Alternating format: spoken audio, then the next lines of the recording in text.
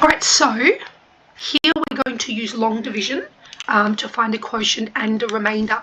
So what's important here is we need the quotient. So just to be clear, and we've talked about this in previous years, if we had something pretty easy like say 25 divided by 4, we could write that as 25 divided by 4, and we'd say, well, 4 goes into 25 6 times plus 1 remainder, because 4 times 6 is 24 and we got 1 remainder. So it's easy then to see that the remainder is 1, and the quotient then, that must be the other bit, that's a 6. So that's the whole number of times it goes in, and the remainder is what's left over. So I'll rub that one out because it's not relevant to what we're doing, but it gives us an idea of what remainder and quotient are referring to. And the fact that when we want the quotient, we're going to need to do long division. So, or not to mention, they tell us how to do that. They tell us to do that. So let's see, P of x, I'm going to divide. So I pop the P of x. It's the bigger thing, which kind of makes sense. And we are, just like we've done previously, putting the thing we're going to divide into it out the side there. Now, I'm not going to sort of dwell on this long division too much because you will be doing it at school. You've probably already done it at school, and also we've done it previously as well. So it should be fairly straightforward. So I'm going to set it up with stage 1. So I'll write the steps on the side so you can go back if you need to and see what I'm doing. So I'm going to start with this term here. This will be my purple stage. And what we do for long division, remember, our first step in the stage is to divide. So I'm going to highlight in purple so we know that we're dealing with that term. And I have 4x cubed divided by x. Now, if you're unsure, you could write it with a vinculum, and then you would see that you're cancelling that. It becomes 4x squared. But really, I think, you probably can see that without doing that. So that answer is going to be going up the top. So let's pop that there, 4x squared. So the answer to the division goes up the top. We then go to our second stage, which is our multiplication stage. And when we do this multiplication stage, we are going to be doing 4x squared times x. So 4x squared times x. And we should get the same thing. Think about it. If you say 10 divided by 2, that equals 5. So if you then say 5 times 2, you're not going to get 11. It's going to go back to 10. So what we've done 4x cubed divided by x equals 4x squared. We've gone that way. So if we go backwards, 4x squared times the inverse operation, that is, times x is 4x cubed. So you want it to equal the same thing, which it does. If it doesn't, you have made a mistake. So it's 4x cubed here. And then what we need to do, because we've only divided by the x, but we also got to see, well, this 3. So now, in that multiplication step, we also need to say 4x squared times 3, and that's going to be 12x squared. So I'm going to write that here. Okie dokie. So now I'm going to do the third stage, the final stage, or the final step in stage 1, which is a subtraction. So this part is where most people will make a mistake, if you're going to make a mistake.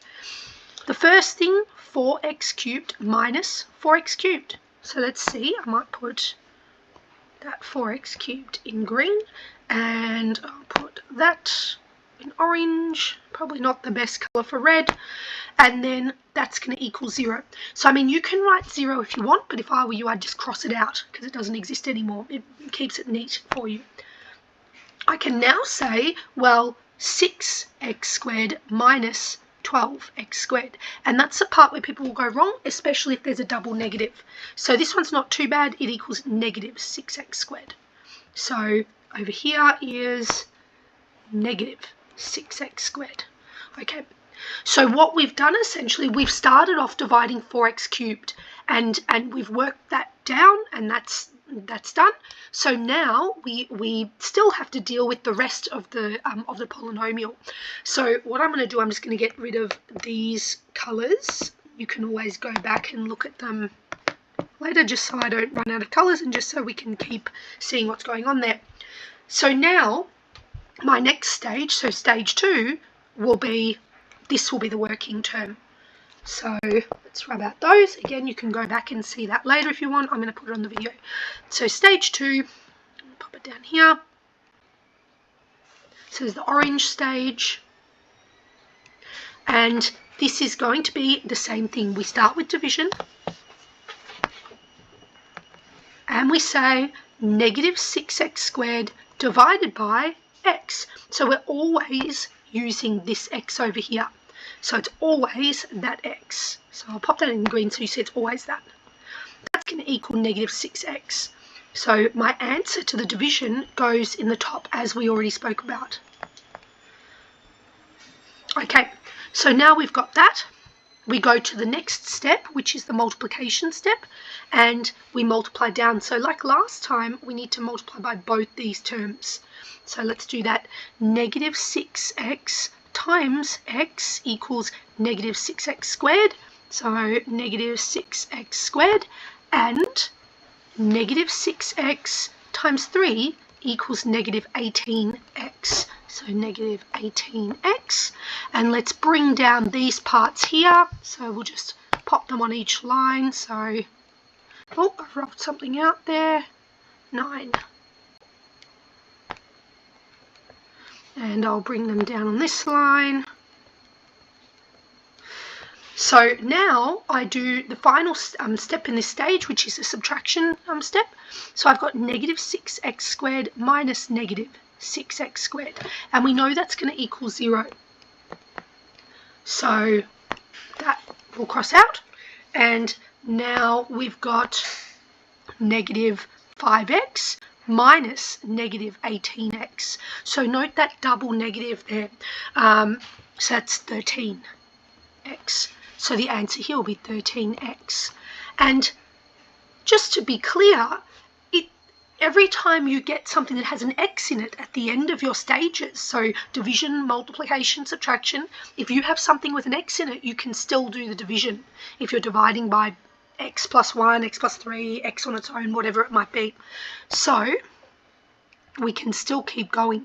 And another little handy hint is because we've got a polynomial with power 3 that we're using, we're dividing into, we're most likely going to have 3 stages there. So now I'm going to do stage 3, and let's make this the yellow stage. Why is that so skinny? So we go with this one here. All right, bring that 9 down, bring that, oh, I won't bring that down yet. All right, so division. So 13x divided by x, that green x equals 13. The answer is, so the division goes in the top.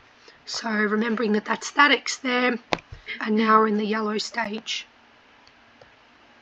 Alrighty, stage 2, multiplication stage. So we have 13 times x, and just to be clear, I'm doing positive 13 times x. Oops. Equals 13x, so let's pop that down there, and then 13 times 3 equals 39. I'm going to bring this 9 down. Final stage, subtraction. So 13x minus 13x equals 0, so that can go, and 9 minus 39 equals negative 30. So that's it. And there's no x in this part here, in this negative 30. There's no x in it. So you can't divide by x. So that means we're at the end. That means that is the remainder. So this here, we can say, well, remainder, and the quotient, well, that's going to be the answer, which is in the top there. So that's the number of times it divides in. So if you're not sure, it's pretty easy to know which one's the remainder. The remainder is the thing you can't divide by x. So remainder equals neg 30. So that means the only other thing that you can say is the quotient, and well, that's that thing in the top.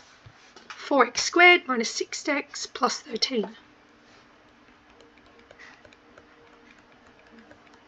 So there we have our quotient and remainder.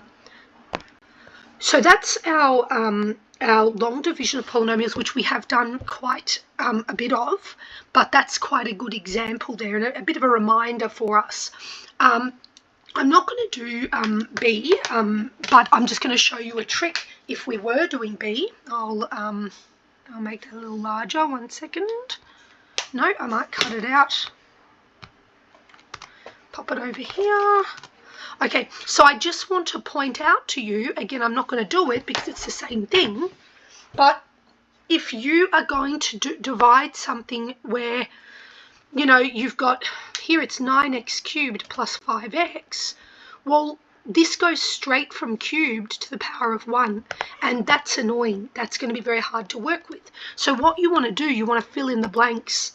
So I'll show you what I mean. So for part B, before you do long division of polynomials, fill in the blanks. So I'll show you what I mean. If we have 9x cubed plus